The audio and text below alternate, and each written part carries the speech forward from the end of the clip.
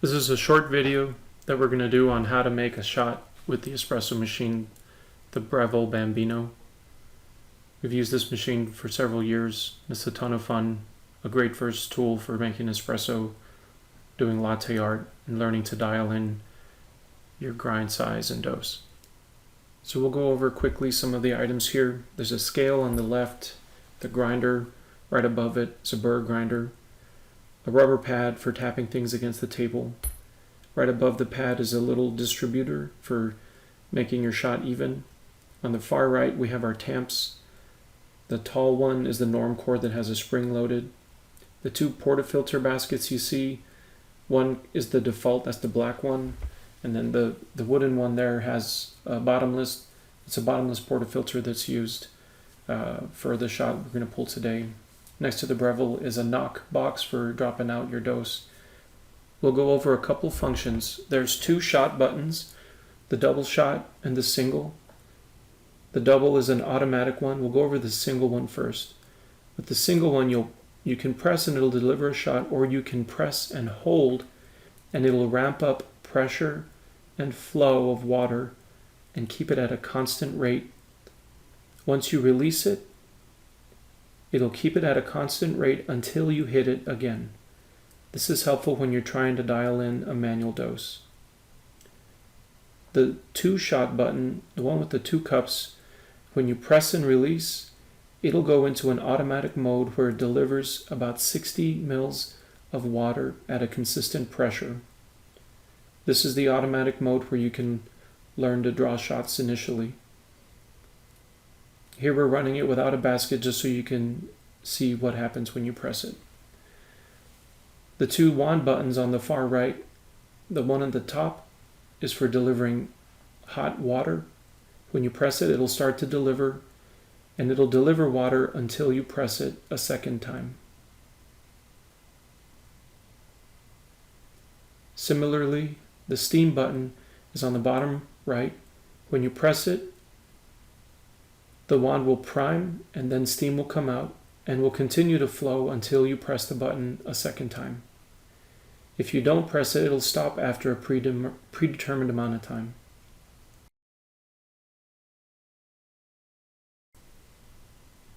So now we'll do a shot. We'll be using the Andino Leal bean from Merit Coffee, San Antonio. For this shot, we'll be pulling with 18 grams of coffee. Most doses are somewhere between 16 and 19 doses. We'll use 18 today. This is why you need a scale that can measure to about a tenth. The shot that we'll be doing is a regular espresso shot, so the ratio is a 1 to 2. We'll be trying to get 36 grams of coffee. Once you put your beans in, make sure you dial in your grind size to as fine a setting as you've figured works. We'll be using the bottomless portafilter, the one that comes with the machine, collects the espresso and delivers it out of two spouts. It's a good one to start practicing with, but I found the bottomless one is more fun to use. Here you can get a good visual of how the espresso flows. We'll make sure the basket's dry, and then we'll put our dose guard over the basket. It twists in along the top and locks into place. The dose guard will help you distribute and ensure that no beans fall out of the basket while you're getting your dose ready.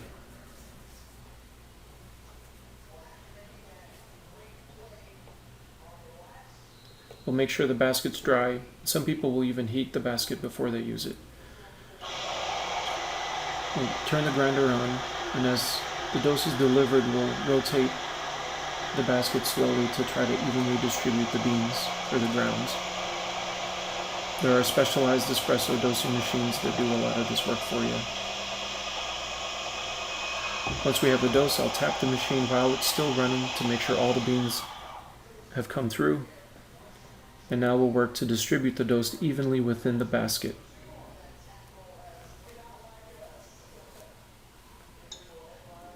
Once the dose is even, we'll tap it on our work mat a couple times to drop the beans, the grounds down into the portafilter, Then we use our tamp to tamp down the dose. The motion is a straight down and up. You want to make sure it's nice and level when you do that. Now our dose is ready to put into the portafilter. For this part, you insert from the left and then twist it to the right to lock it into place. So we have an 18 gram dose, and we'll be measuring out 36 grams of espresso. We'll zero out our scale with our cup in place and then get ready to hit the button. When we hit the button, we'll be pressing and holding. So we'll press and hold while we start the timer. And then we'll wait until we start to see espresso fall from the basket.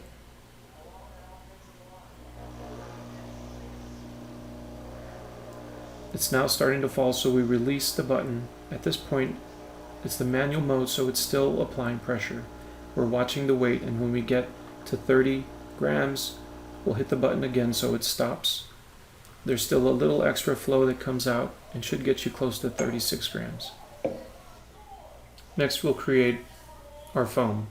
So we pour our milk into our jug, and then we'll get the wand ready. I usually place a napkin before I prime it because some water will come out.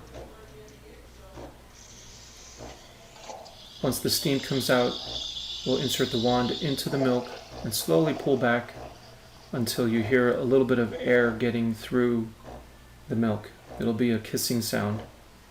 Once the volume rises, then I drop the wand deeper into the milk and let it mix. With the opposite hand, you can feel the temperature of the milk. And once it gets so hot that you want to pull your hand back, then you know you've reached the right temperature. When it's too hot to touch,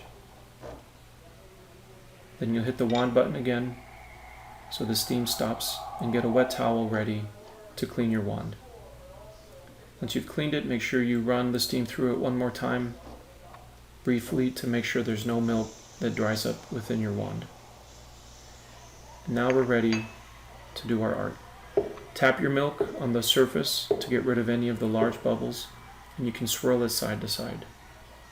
When we're preparing our cup to pour in the milk, you want to point the handle either out or in. If it's out, you're serving it for someone who's left-handed. And if you rotate it and have the handle towards yourself, you're serving it for someone who's right-handed. We'll swirl our milk and then pour it in from a distance about at least 4 to 6 inches above the level of the espresso.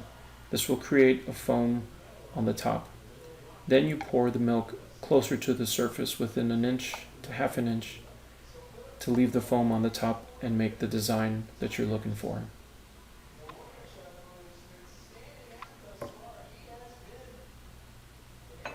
There are lots of videos online that go over the proper technique and give you ideas on how to improve your latte art. Once done, make sure you clean up your machine, throw your dose into your knock box, wash out and enjoy.